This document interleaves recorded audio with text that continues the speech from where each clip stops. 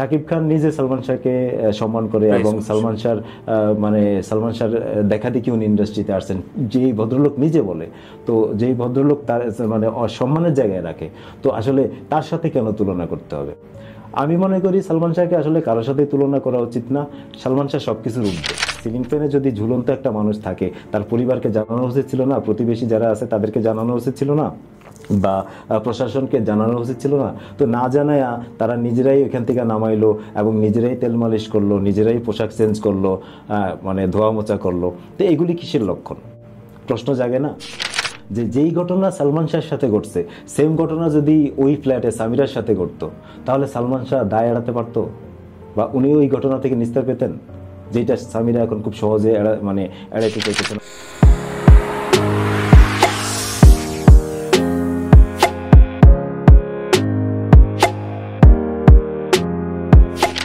আর যেই বারবার যে ফ্যানটার কথা বলা হয়, এই ফ্যানে তো আসলে মানে আত্মহত্যার কোনো আলামতই দেখি না। একটা সালমান শাহর মতো একটা মানুষ যখন ফ্যানে ঝুলবে, ওই বাটিটা তো আস্ত থাকার কথা না, কিংবা মুচকে যাওয়ার কথা, একদম ভেঙে যাওয়ার কথা। সত্যি এইগুলো প্রশ্ন। এবং এই ফ্যান কিন্তু আলামত হিসেবে তখন জব্দ করা হয়নি না। তো এত গুরুত্বপূর্ণ একটা আলামত, মানে যেভাবে বলা হয় যে এই ফ্যানে ঝুলে আত্মহত্যা করছে, দেখেন তখন কিন্তু মানে ওই বাসায় কারা উপস্থিত ছিল? যারা উপস্থিত ছিল তারাই কিন্তু বলছে যে সিলিং ফ্যানে ঝুলে আত্মহত্যা করছে। তাহলে সিলিং ফ্যানে যদি ঝুলন্ত একটা মানুষ থাকে, তার পরিবারকে জানানো উচিত ছিল না? প্রতিবেশী যারা আছে তাদেরকে জানানো উচিত ছিল না? বা প্রশাসনকে জানানো উচিত ছিল না? তো না জানায় তারা নিজেরাই ওইখান থেকে নামাইলো এবং নিজেরাই তেল মালিশ করলো, নিজেরাই পোশাক চেঞ্জ করলো, মানে ধোয়া মোচা করলো। তো এগুলি কিসের লক্ষণ? প্রশ্ন জাগে না? খুবই প্রশ্ন জাগে, এবং এই প্রশ্নের উত্তর আসলে সারা বাংলাদেশের মানুষেরা জানতে চায়। এই জন্যই আমি ওই কথাটা বলছিলাম যে যেই ঘটনা সালমান শাহের সাথে ঘটছে, সেম ঘটনা যদি ওই ফ্ল্যাটে সামিরার সাথে ঘটতো, তাহলে সালমান শাহ দায় এড়াতে পারতো? বা উনি ওই ঘটনা থেকে নিস্তার পেতেন, যেটা সামিরা এখন খুব সহজে মানে এড়াইতে চাইতেছেন আত্মহত্যা বইলা? যে সেলিব্রিটি, যে মহানায়ক হিসেবে তাকে আরো মানে অন্যভাবে আর কি ট্রিট করা হয়েছে, যেটা হয়তো রিভার্স হলে আরো উল্টো দায়ী করতো সালমান শাহর উপরে। দেখেন ওই সময় ওনার উপরে কেন হামলা হলো, এই ঘটনাগুলি কি খতিয়ে দেখছে প্রশাসন? এই যে 3টা জায়গায় 3ভাবে হামলা হয়েছে, এবং কলাবাগানের যে হামলা, এই হামলায় ঠেকাতে গিয়ে ওনার হাতের তালু কেটে গেছিল। এই ঘটনাগুলি তখন বিভিন্ন পত্রপত্রিকায় আসছে, বিভিন্ন ম্যাগাজিনে আসছে, এবং তাকে নিয়ে যে ওই সময়ে যেই রসালো নিউজগুলো প্রকাশ করা হয়েছে, এবং এই যে বিয়ের বিষয়টা যেভাবে আসছে, এগুলো কারা, কেন, কিভাবে করছে, নেপথ্যে কারা কাজ করছে, এই বিষয়গুলো খতিয়ে দেখা উচিত ছিল না? মানে কেউ করিয়েছে এইরকম ব্যাপার।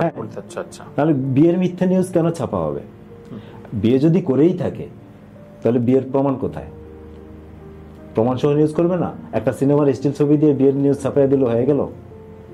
খুবই প্রাসঙ্গিক কথা। ফারুক ভাই আমার সাথে একবার খুব ইয়ে করে বলেছিল, পরে অবশ্য অন্যভাবে ব্যাখ্যা দিয়েছেন সেটি, যে না অল্প কিছু ছবি করেছে এবং সেটির সাথে কেউ কেউ শাকিব খানের তুলনা করে, কে বড় নায়ক। তো এইগুলো কি কুতর্ক কিনা, কুতর্ক মনে করো কিনা? অবশ্যই একেবারে কুতর্ক, এবং একটা মানে ক্ষণজন্মা মানুষ, খুব অল্প সময়ের ক্যারিয়ার, অল্প কিছু সিনেমায় অভিনয় করছেন, এবং উনি যে ব্যতিক্রম সেটা তো বিভিন্নভাবে উনি জানান দিয়েছেন। ওনার ফ্যাশন সেন্স, ওনার স্টাইল, এবং সময়ের চেয়ে এগিয়ে থাকা, ওনার অভিনয়, সবকিছু দিয়ে তো, এবং ওনার যেই মানে মানবিকতা, সবকিছু দিয়ে কিন্তু উনি যে আলাদা, উনি যে অন্যদের চেয়ে ব্যতিক্রম, সেটা কিন্তু জানান দিয়েছেন। তো এখন যেই মানুষটা অল্প সময়ের ক্যারিয়ারে এভাবে মারা গেলেন, সেই মানুষটারে অন্যদের সাথে তুলনা করার কি দরকার? যেই সাকিবের মানে সিনেমার ক্যারিয়ার কত, 26-27 বছর বয়স, তো তার সাথে আসলে তুলনা করার কি আছে? মানে এটা দেখি মাঝে মধ্যে অনেক ভক্তরাও আসে, এবং আমিও বিরক্ত হই যে এই আলোচনাটা কেন। মানে এইটা এখন তারা আসলে একটা বিষয় আমি জানি যে সালমান শাহ যখন ইন্ডাস্ট্রিতে খুব দুর্দণ্ড প্রতাপে দাবিয়ে বেড়াচ্ছেন, তখন কিন্তু ইন্ডাস্ট্রির সিনিয়র কিছু মানুষ তাকে জেলাস করতো, সেটা বিভিন্নভাবে প্রকাশ করত। এবং ওনার মৃত্যুর এত বছর পরে, আজকে 30 বছর চলমান, এত বছর পরে সালমান শাহ নিয়ে আলোচনা, এখন ওনারা হয়তো ভাবে যে কি এমন সালমান শাহ যে তাকে নিয়ে আলোচনা করতে হবে। রুবেলের একটা স্টেটমেন্ট নিয়ে বোধহয় সালমান শাহর ভক্তদের বেশ বিরাগ রয়েছে। শুধু রুবেল না, ওনার বড় ভাই যে ওই ভদ্রলোকও, এখন উনি একজন সিনিয়র পার্সন এবং ইন্ডাস্ট্রির খুব সম্মানিত একজন ব্যক্তি। এখন এই ধরনের মানুষ থেকে যদি এই যে কুমিল্লা মানে বনাম ব্রাজিল এই ধরনের কথাবার্তা আসে, তো এই মানুষের প্রতি রেসপেক্ট কিভাবে থাকে? উনি তো বয়স হয়ে গেছে, আজ হোক কাল হোক মারা যাবেন। তো এই মানুষের মৃত্যু সংবাদে যদি হাহা দেয়, এটা তো আমারও খারাপ লাগবে। একজন মুক্তিযোদ্ধা এবং সিনেমার খুব প্রবীণ একজন মানুষ, তো ওনাদের আসলে এইসব বিষয় নিয়ে কথা বললে খুব সচেতন থাকা উচিত। কারণ সালমান শাহর তো একটা ক্রেজ ছিল, আছে, এবং এত বছর পরেও তারে মানুষ ভালোবাসে মনে করে। এই যে প্রেস ক্লাবের যে মানববন্ধন বা এই যে সারা জেলায় জেলায় মানববন্ধন হচ্ছে, এই বিষয়গুলি কি ওনারা দেখে না? ওনারা কি এইটুকু অন্তত বোধ নেয় ওনাদের যে একটা মানুষকে কি পরিমাণ ভালোবাসলে মানুষ এইভাবে ছুটে আসে, একটা মানুষকে কি পরিমাণ ভালোবাসলে মানুষ নিজের জীবন উৎসর্গ করে, বা এত বছর পরেও তাকে নিয়ে এইভাবে আলোচনা হয়, ট্রেন্ডিংয়ে থাকে এই অনলাইন মিডিয়ার যুগে। তো এই বিষয়টা তো ওনাদের মেনে নেওয়া উচিত। আমি জানি যে ওনাদের ভিতরে খুব জেলাস ফিল হয়, সেই সময়কার মতো এখনো হয়, যে যে মারা গেছে তার নিয়ে এত মানে আলোচনার কি দরকার বা এত ইয়ার কি দরকার। এটা হয়তো বা ওনাদের ভিতরে কাজ করে, যার কারণে বিভিন্নভাবে প্রকাশ হয়ে যায়, প্রকাশ পাওয়া যায়, প্রকাশ করে তারা। তো এই প্রকাশটা করে তারা নিজেদের শ্রদ্ধার জায়গাটা নষ্ট করতেছে। হ্যাঁ, আসলে দেখেন, শাকিব খান নিজে সালমান শাহকে সম্মান করে এবং সালমান শাহর দেখা দেখি উনি ইন্ডাস্ট্রিতে আসছেন, যেই ভদ্রলোক নিজে বলে, তো যেই ভদ্রলোক তার মানে অসম্মানের জায়গায় রাখে, তো আসলে তার সাথে কেন তুলনা করতে হবে? আমি মনে করি সালমান শাহকে আসলে কারোর সাথে তুলনা করা উচিত না। সালমান শাহ সবকিছুর ঊর্ধ্বে। একদমই। ধন্যবাদ নকিব। তোমার সাথে যতবারই সালমান শাহ প্রসঙ্গে আসে মনে হয় যেন আরো শুনি। আমি শেষ কথা শুনতে চাই। সালমান শাহকে যদি এই ঘটনা ঘটবার পরে থাকে না যে স্পিরিচুয়াল একটা কানেকশন তৈরি হয়েছে কোন একটা সময়, 3টে প্রশ্ন করার সুযোগ আছে সালমানকে, তুমি কি কি প্রশ্ন করতা? কোন 3টা প্রশ্ন করতা সালমান শাহকে? আমি প্রথমে অবশ্যই প্রশ্ন করতাম যে 5 সেপ্টেম্বর রাতে বা এই 6 সেপ্টেম্বর সকালে ওনার সাথে আসলে সত্যি কি ঘটছিল, সেই ঘটনাটা জানতে চাইতাম। এবং এই ইন্ডাস্ট্রিতে ওনার সত্যিকারের বন্ধু আসলে কারা ছিল, 2 নম্বর প্রশ্ন। আচ্ছা, এটা জানতে চাইতাম। আচ্ছা আচ্ছা। এবং এই যে এত বছর পরেও মানে ওনারে নিয়ে যে ভক্তদের যে উন্মাদনা, ক্রেজ, এটা কি উনি সেই সময় মানে ফিল করতে পারছিলেন কিনা, বা উনি এখন অনুভব করেন কিনা? যদিও বছর পর্যন্ত তার ফ্যান বেসটা এত দূর থাকবে।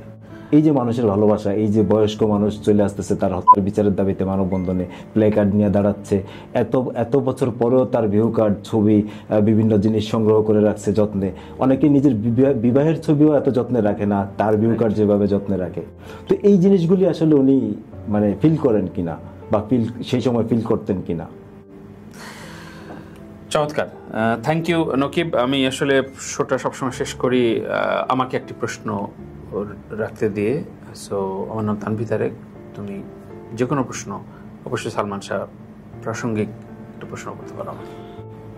আমি আপনার এই সালমান শাহ সংশ্লিষ্ট বিষয়ে আমি মানে যখন জানলাম যে আপনি রবি আরমানের একটা প্রজেক্টে কাজ করছেন, আপনি সেখানে গান গাইছেন এবং সালমান শাহ রিলেটেড বিষয়গুলো আপনি খুব ভালোভাবে তখন থেকে জানেন, তো আমার যেটা প্রশ্ন যে রবি আরমানের এই প্রজেক্টে কিভাবে আপনি যুক্ত হলেন, বা আপনার এই সালমান শাহর প্রতি জানাশোনা বা সেই সময়টা আসলে জানতে চাইতেছি।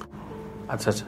না, সালমান শাহকে আমি ইন্ডাস্ট্রিতে পাইনি আমি যখন শুরু করি, তো কিন্তু ওই যে ফ্যানেটিক তো অবশ্যই থাকে, এবং খুবই ইচ্ছা ছিল যে তার সাথে যারা যারা সম্পৃক্ত তাদের সাথে তৈরি করার। এবং তখন আমি আসলে ভোরের কাগজে লিখতাম, এবং ভোরের কাগজ থেকে একদিন ইনকিলাবে একটা কাজে সম্ভবত পূর্ণিমা পত্রিকা বেরোতো, এবং সাথে পূর্ণিমার কিছু পুরনো সংখ্যা আমি কালেক্ট করতে যাই, এবং কালেক্ট করতে যাওয়ার সময় রবিদা তখন ছিলেন, রবি ভাই তখন অফিসে ছিলেন, এবং তো আমি অনেক প্রসঙ্গ নিয়ে সালমান শাহ প্রসঙ্গ চলছিল। আমি তখনও জানি না যে উনি রবি আরমান এবং সালমান শাহ এত ক্লোজ ছিলেন।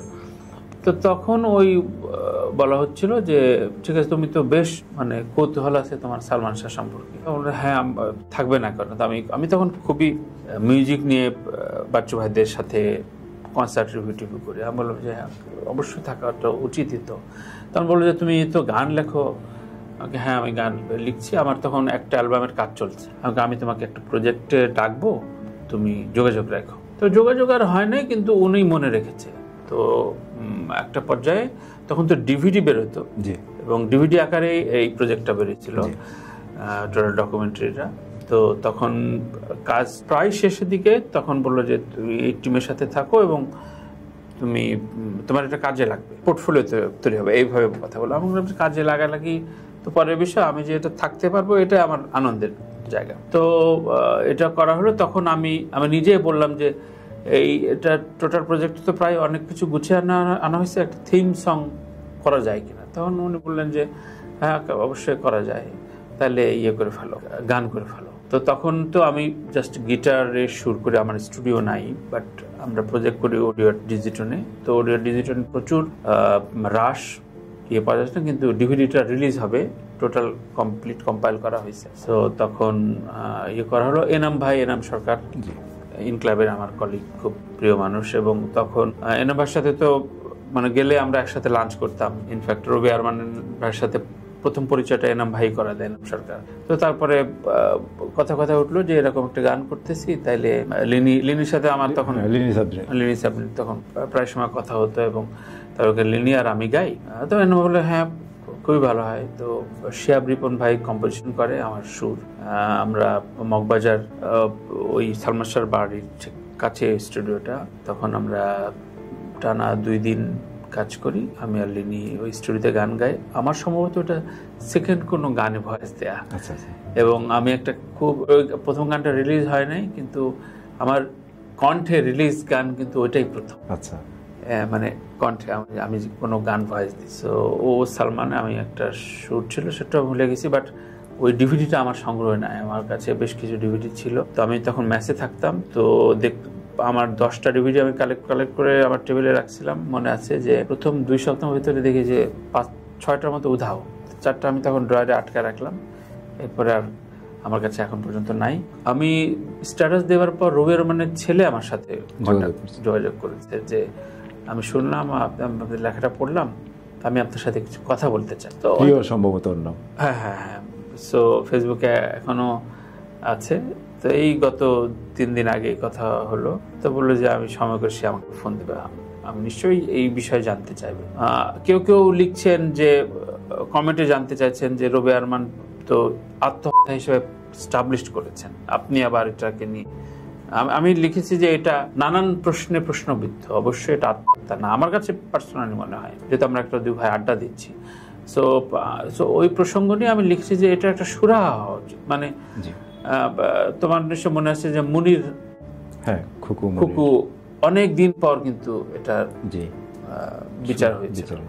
সো আমি মানে আশা রাখতে পারি, আমাদেরও বয়স হচ্ছে, আমরা আশা রাখতে চাই যে এটার একটা সত্যিকার অর্থেই সুরাহা হোক, একটা প্রকৃত তদন্ত বেরিয়ে মান্য আদালত একটা প্রকাশ করুক। আমার একটা কথা, এই মৃত্যু যেভাবেই হোক দায় তো অবশ্যই কারো না কারো আছে। ডেফিনেটলি সেই দায় কি তারা এড়াতে পারে? সেটা ফিল্ম ইন্ডাস্ট্রির লোক হোক বা সামিরা হোক বা অন্য কেউ হোক, ওই বিবরণটাই আমরা জানতে চাই। যে মানুষটাকে তো আর আমরা পাবো না, কিন্তু ওই বিবরণটা আসলে জানতে চাই যে কোন শোকে, কোন শকে বা কোন অভিপ্রায়ে তাকে হত্যা বা আত্মহত্যা করা হয়েছে, যেহেতু এখনো মামলাধীন রয়েছে। ধন্যবাদ নকিব। খুব আসলে আমরা কথা বলছিলাম, মনে হচ্ছিল সালমান শাহ বোধহয় আশপাশে আছে, ওই জন্য কথাবার্তাগুলো বলতে ভালো লাগে।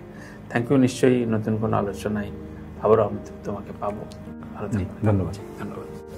প্রিয় দর্শক, আমরা আসলে সালমান শাহ প্রসঙ্গ নিয়ে আমার অন্তত বিভিন্ন তারকার কাছে, ওমর সানি থেকে শুরু করে ডন, সোহান রহমান সোহান থেকে শুরু করে একাধিক তারকার কাছে আমার হেন কোনো ফিল্মের তারকা নাই যাকে নিয়ে আমি সালমান শাহ প্রসঙ্গে প্রশ্ন করিনি। এটা আসলে শুধু সাংবাদিকতা বা প্রশ্নকর্তা হিসেবে না, একজন নিশ্চয় নকিবের মতো এত বড় ভক্ত না আমি, কিন্তু ভীষণভাবে তাকে ভালো লাগে, ভালোবাসি তাকে, এজন্য প্রশ্নগুলো করি। তাই এই প্রসঙ্গ যখন আবার উঠলো, মনে হলো যে আমি দেশে ফিরে নকিবের সাথে একটা আড্ডা দেবো এবং এটা নিয়ে বিস্তারিত শুনতে চাবো, আপনাদের সাথে শেয়ার করব। সবাই ভালো থাকবেন এবং আমরা প্রার্থনা করি এই বিষয়টা এবছর বা 2026-এর ভেতরেই সুরাহা হোক।